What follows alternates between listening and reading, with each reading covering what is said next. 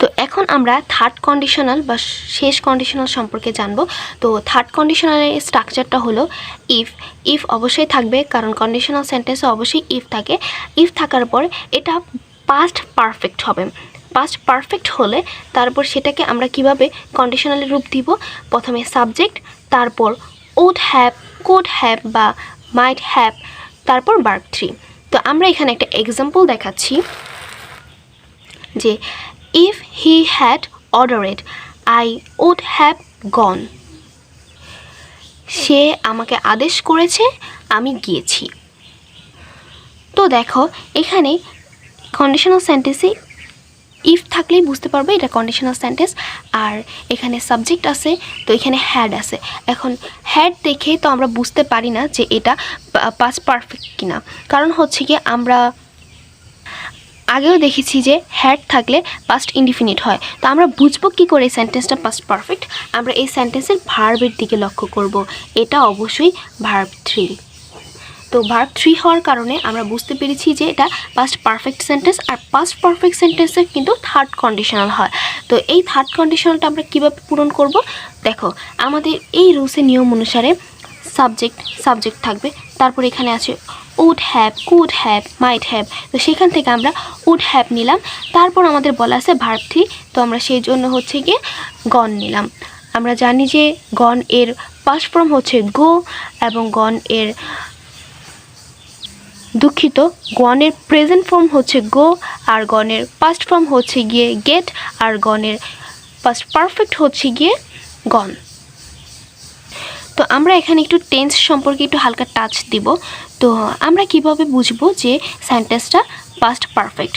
তো অবশ্যই পাস্ট পারফেক্টের যে স্ট্রাকচারটা আমরা জেনে নেব। সাবজেক্ট থাকবে, তারপর হ্যাড থাকবে, তারপর ভার্ব 3 থাকবে, তারপর অবজেক্ট থাকবে। এখানে দেখো একটা এক্সাম্পল আছে, he had completed the work. তো এখানে দেখো হি হচ্ছে সাবজেক্ট, হ্যাড আছে, তারপর এখানে ভার্ব 3। যদি এটা কমপ্লিট হতো তাহলে এটা প্রেজেন্ট ফর্ম হতো, যেহেতু কমপ্লিটেড আছে তাহলে এটা পাস্ট পারফেক্ট, দ্য ওয়ার্ক। আশা করি তোমরা বুঝতে পেরেছো আমরা কিভাবে বুঝবো যে সেন্টেন্সটা পাস্ট পারফেক্ট। এখন চলো থার্ড কন্ডিশনালে কিছু এক্সাম্পল আমরা দেখে আসি। If I had finished the work I would have got my payment. তো ইফ দেখলে আমরা বুঝবো এটা কন্ডিশনাল সেন্টেন্স। তারপর আমরা কিভাবে বুঝবো এটা হচ্ছে গিয়ে পাস্ট পারফেক্ট। তো পাস্ট পারফেক্ট বোঝার জন্য আমরা সাবজেক্ট দেখেছিলাম, সাবজেক্ট আছে, আমরা হ্যাড দেখেছিলাম, হ্যাডও আছে, আমরা ফিনিশড মানে হচ্ছে এটা হচ্ছে ভার্ব 3। তো আমরা এখন সম্পূর্ণভাবে ক্লিয়ার যে এটা হচ্ছে গিয়ে পাস্ট পারফেক্ট সেন্টেন্স। তো পাস্ট পারফেক্ট সেন্টেন্সের কীভাবে থার্ড কন্ডিশনাল করতে হয়, তো থার্ড কন্ডিশনাল করার জন্য আমরা এখানে সাবজেক্ট দেখেছিলাম, রুলসে সাবজেক্ট আছে, আমরা এখানে উড হ্যাভ, কুড হ্যাভ এবং কি মাইট হ্যাভ নিতে পারি। এখানে আমরা উড হ্যাভ নিয়েছি, তারপর আমরা নিয়েছি হচ্ছে গিয়ে গট, এটা হচ্ছে ভার্ব 3, তারপর হচ্ছে মাই পেমেন্ট, শেষ। তারপরেরটাও একইভাবে দেখি, if I had been a king I would have helped the poor. আমি যদি রাজা হতাম তাহলে আমি গরিবদের সাহায্য করতাম। তো ইফ দেখে বুঝেছি এটা কন্ডিশনাল সেন্টেন্স, সাবজেক্ট আছে, হ্যাড আছে এবং বিন আছে। তো মনে পড়ে যে বি ভার্বের বিন হচ্ছে গিয়ে পাস্ট পার্টিসিপল, তার জন্য আমরা যখন এখানে বিন দেখলাম তখন আমরা বুঝে গেছি যে এটা হচ্ছে গিয়ে পাস্ট পারফেক্ট সেন্টেন্স। আর পাস্ট পারফেক্ট সেন্টেন্সে থার্ড কন্ডিশনাল হয়, তার জন্য আমরা প্রথমে সাবজেক্ট নিলাম, তারপর উড হ্যাভ নিলাম, তারপর হচ্ছে গিয়ে ভার্ব 3, হেল্প এর ভার্ব 3 হবে হেল্পড, তারপর দ্য পুর, শেষ। তারপর হচ্ছে গিয়ে 3 নাম্বারটা আমরা করব। তো এখানে ইফ আছে তাই বুঝে নিলাম এটা কন্ডিশনাল, সাবজেক্ট আছে, হ্যাড আছে, আবারও একটা হ্যাড আছে, তারপর এনাফ মানি। তো এখানে দুইটা হ্যাড কি ভুলে এসেছে? না, দুইটা হ্যাড ভুলে আসে নাই, এখানে একটা হ্যাড বসেছে। কন্ডিশনালের এক্সাম্পলে যে if I had enough money I could have brought a car. তো এখানে যে দুইটা হ্যাড বসেছে, এই দুইটা হ্যাড কি ভুল? না, এই সেন্টেন্সটা সম্পূর্ণ অর্থে সঠিক। তো এইখানে একটা হ্যাড বসেছে হচ্ছে গিয়ে অক্সিলারি হ্যাড, আর আরেকটা হ্যাড বসেছে হচ্ছে ভার্বের জন্য, তো ভার্ব হিসাবে বসেছে। তো এখন আমরা কি করে বুঝবো যে এই সেন্টেন্সটা থার্ড কন্ডিশনাল কিনা বা পাস্ট পারফেক্ট কিনা? তো আমরা বুঝবো এই হ্যাডটা দেখে, কারণ আমরা আগেও দেখেছি যে হ্যাড কিন্তু পাস্ট পারফেক্ট। তো আমরা এই পাস্ট পারফেক্ট এই হ্যাড থার্ড কন্ডিশনাল সেন্টেন্সটাকে কিভাবে আমরা থার্ড কন্ডিশনালে রূপ দিব। তো আমাদের রুলস অনুযায়ী সাবজেক্ট এখানে আছে। তো would have, could have, might have থেকে আমরা উড হ্যাভ নিলাম।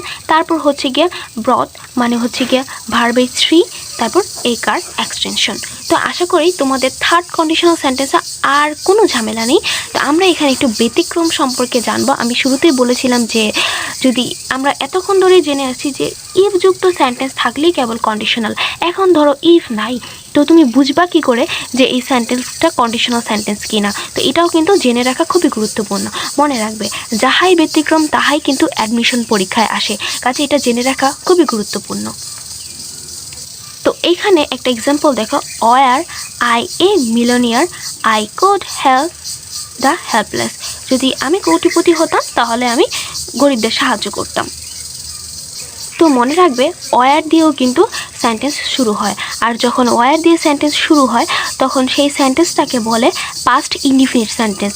আর তোমরা সকলেই জানো পাস্ট ইনডিফিনিট সেন্টেন্স হলে আমাদের কি করতে হয়, আমাদের অবশ্যই প্রথমে সাবজেক্ট নিতে হয়, তারপর উড হ্যাভ, কুড, দুঃখিত, আমাদের উড, কুড এবং মাইট যুক্ত করতে হয়। আমরা উড, কুড, মাইট যুক্ত করেছি। তারপর আমাদের ভার্ব ওয়ান নিতে হয়, তারপর হচ্ছে গিয়ে এক্সটেনশন। আশা করি তোমরা বুঝতে পেরেছো, খুবই সহজ। কিন্তু মাঝে মাঝে একটু প্যাচ লেগে যায়, আমার নিজেরও লেগে যায়, কাজে তোমরা হচ্ছে একটু খেয়াল রাখবে আর রোজগুলো মুখস্থ করে ফেলবে। আর এখন হচ্ছে সেকেন্ড কন্ডিশনাল। এখন আমরা এই সেকেন্ড কন্ডিশনাল কিন্তু আমরা বুঝবো কী করে এই সেন্টেন্সটা যে সেকেন্ড কন্ডিশনাল। তো মনে রাখবে, সেন্টেন্সের শুরুতে যদি হ্যাড দিয়ে শুরু হয় বা ওয়ার দিয়ে শুরু হয়, তারপর যদি সেন্টেন্সে বিন থাকে, এই বিন কিন্তু ভার্ব থ্রি। বিন থাকলে বুঝে নেবে যে সেন্টেন্সটা হচ্ছে কি পাস্ট পারফেক্ট। তো যদি সেন্টেন্স হ্যাড বা ওয়ার দিয়ে শুরু হয়, তারপর যদি সেন্টেন্সে বিন থাকে, তাহলে এটা হচ্ছে পাস্ট পারফেক্ট সেন্টেন্স। তো পাস্ট পারফেক্ট সেন্টেন্স হলে আমাদের অবশ্যই থার্ড কন্ডিশনাল স্ট্রাকচার পূরণ করতে হবে।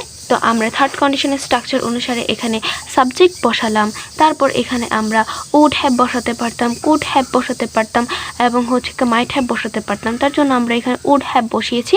তারপর আমাদের ভার্ব থ্রি বসাতে হবে, তো সেই অনুসারে আমরা ভার্ব থ্রি বসিয়েছি, তারপর এক্সটেনশন।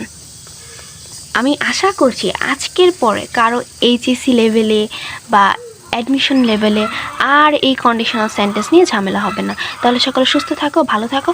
তোমরা আমাকে কমেন্ট করবে যে এইরকম ভিডিও তোমাদের চাই কিনা, তাহলে আমি এরকম ভিডিও আপলোড দেবো তোমাদের জন্য। সকলে ভালো থাকো, সুস্থ থাকো, খুদা হাফেজ।